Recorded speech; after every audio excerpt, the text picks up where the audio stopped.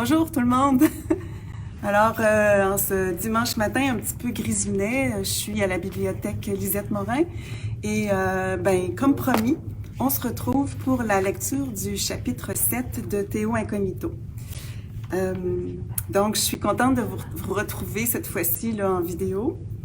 Alors, si vous vous rappelez, je vais revenir un petit peu en arrière sur l'histoire, au moment où Théo partage avec Lily ces 6 trucs pour détective super allumé. Je ne sais pas si vous vous en rappelez. Le truc numéro 1, c'était les lunettes caméléon pour voir dans toutes les directions.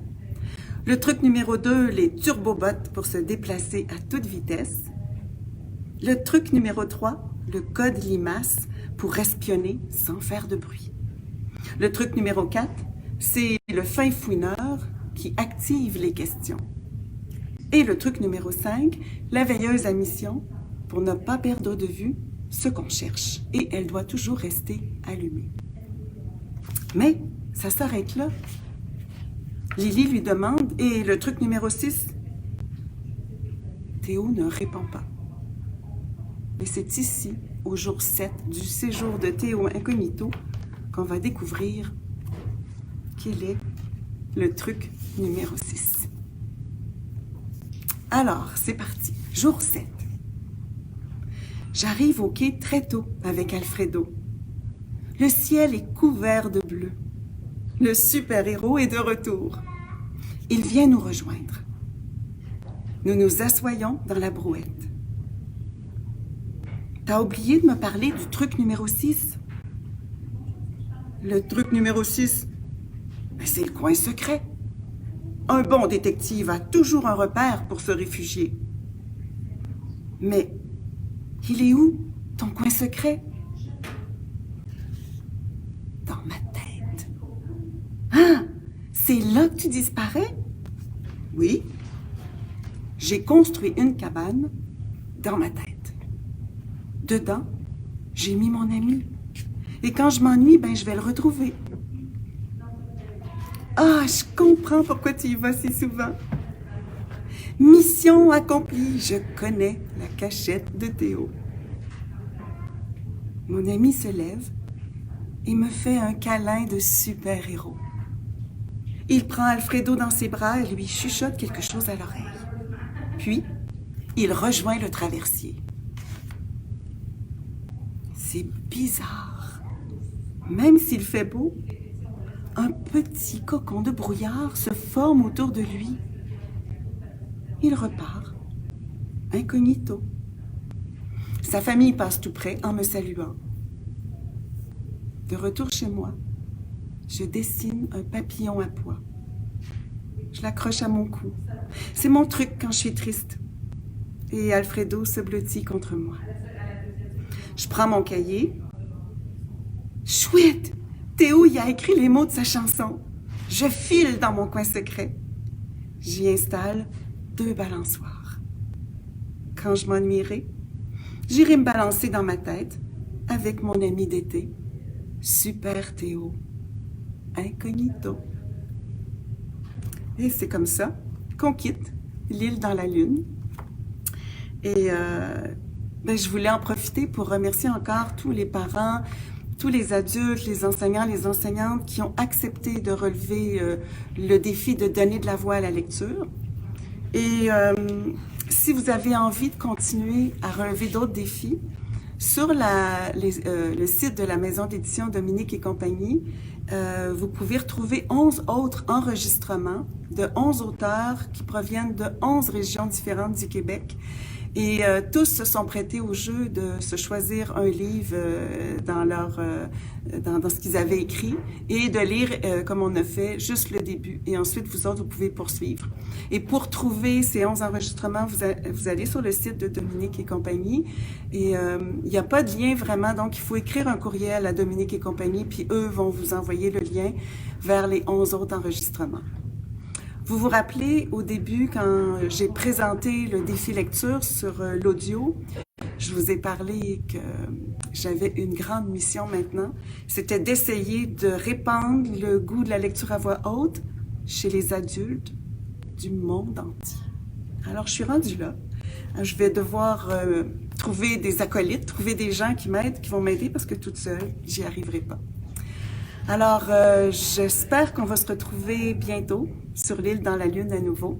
J'ai adoré faire ça avec vous. Et avant de se quitter, eh bien, un petit plus, c'est que on m'a proposé de vous raconter aussi l'abominable nom.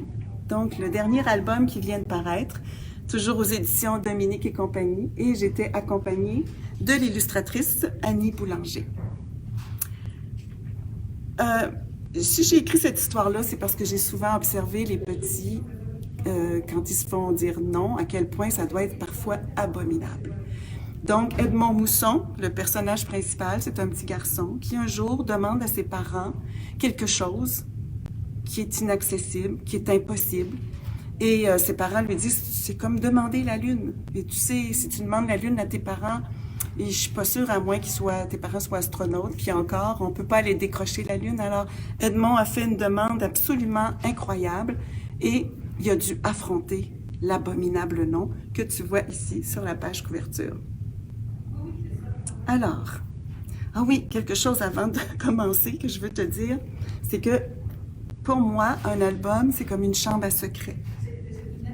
Comme dans ta chambre, et toi, tu as une porte pour entrer et une porte pour sortir. Tu as la porte pour sortir, donc tu peux entrer en ouvrant et en fermant ta porte. Je ne sais pas si tu avais déjà remarqué qu'un album, ça s'ouvre comme une chambre à secret. Il y a une porte d'entrée et puis il y a une porte à la fin qu'on referme quand on sort. Ce qui est chouette, c'est que cette porte-là, elle n'est jamais verrouillée. Jamais, jamais, jamais. Donc, tu peux y retourner autant de fois que tu veux. Et tu peux même commencer par la sortie ou commencer par le début. C'est comme tu veux aussi. Et je l'appelle chambre à secret parce que tant que tu n'as pas ouvert la porte de ta chambre à secret, tu ne sais pas qu'est-ce qui se trouve à l'intérieur. Et c'est ce qu'on va faire ensemble. On va ouvrir ensemble, donc, la porte de la chambre de l'abominable.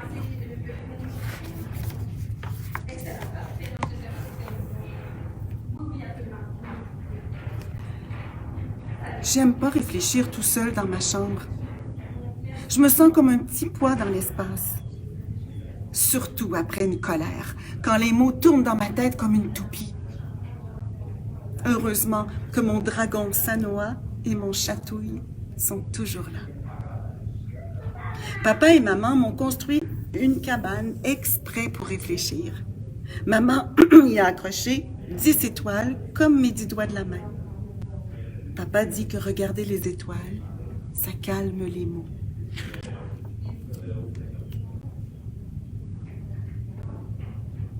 Je suis en train de réfléchir très fort à ce qui vient d'arriver. Quelque chose de terrible. Je me suis transformée en tornade.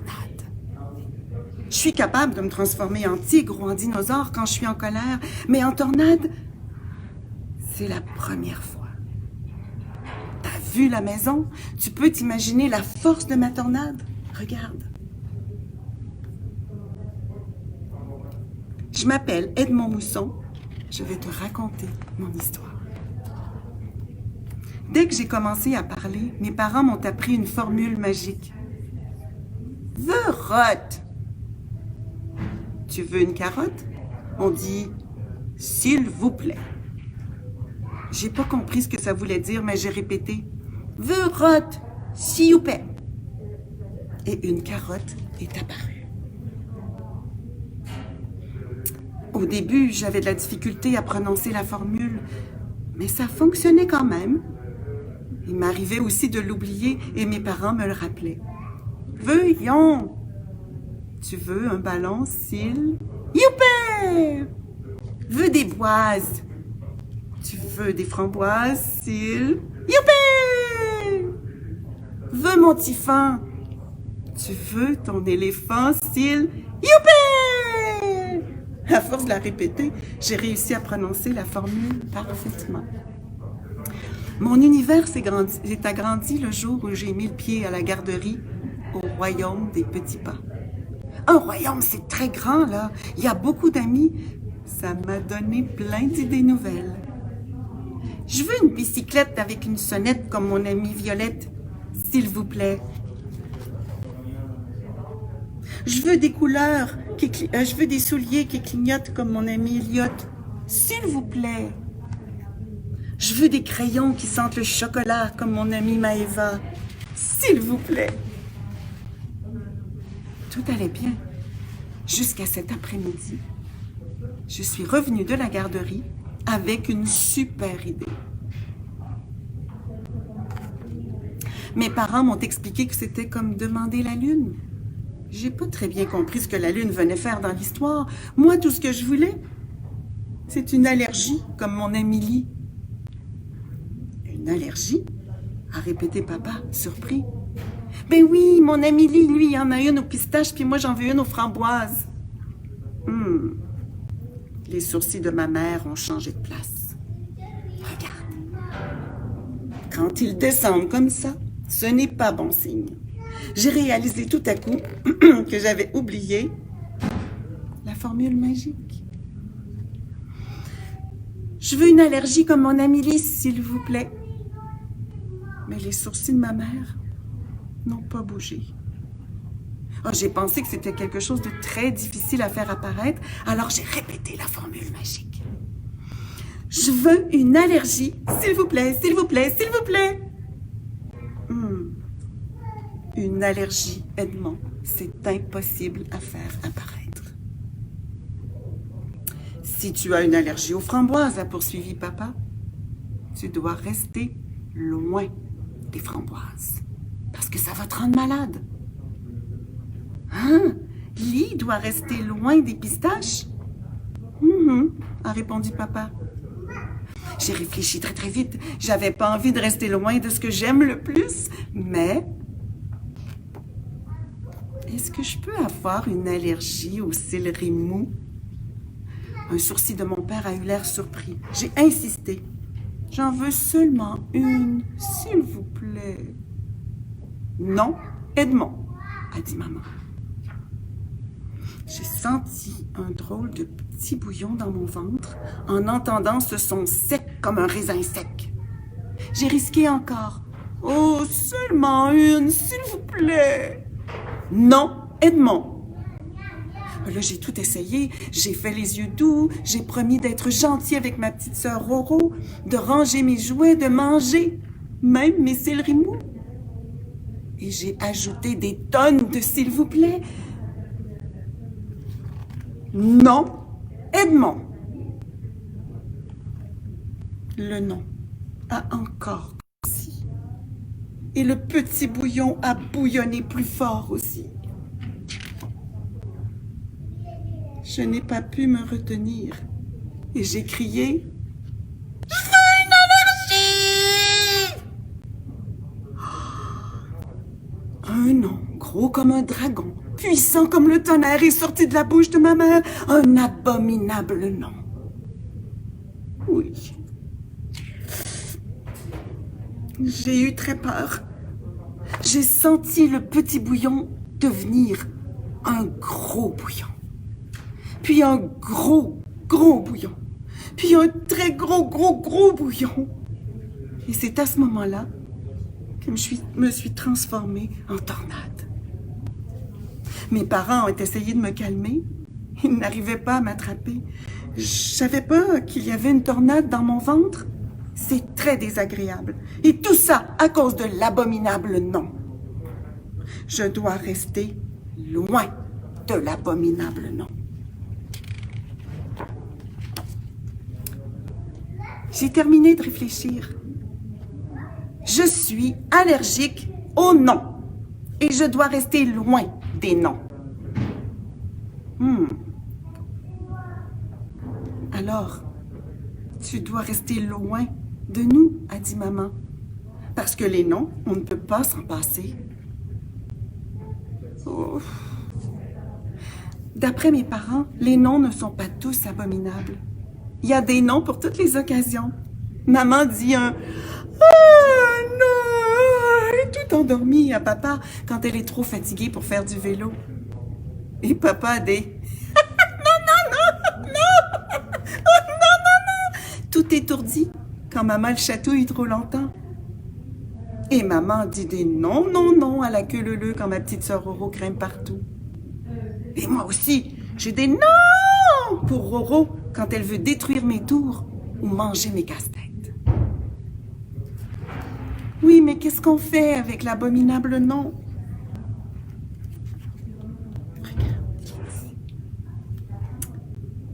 Si on allait tous réfléchir dans ta cabane à réfléchir, a dit maman. Et on s'est tous retrouvés dans ma cabane. Ah, papa a dit à la blague qu'on pourrait lui mettre un nez de clown et l'expédier sur la lune.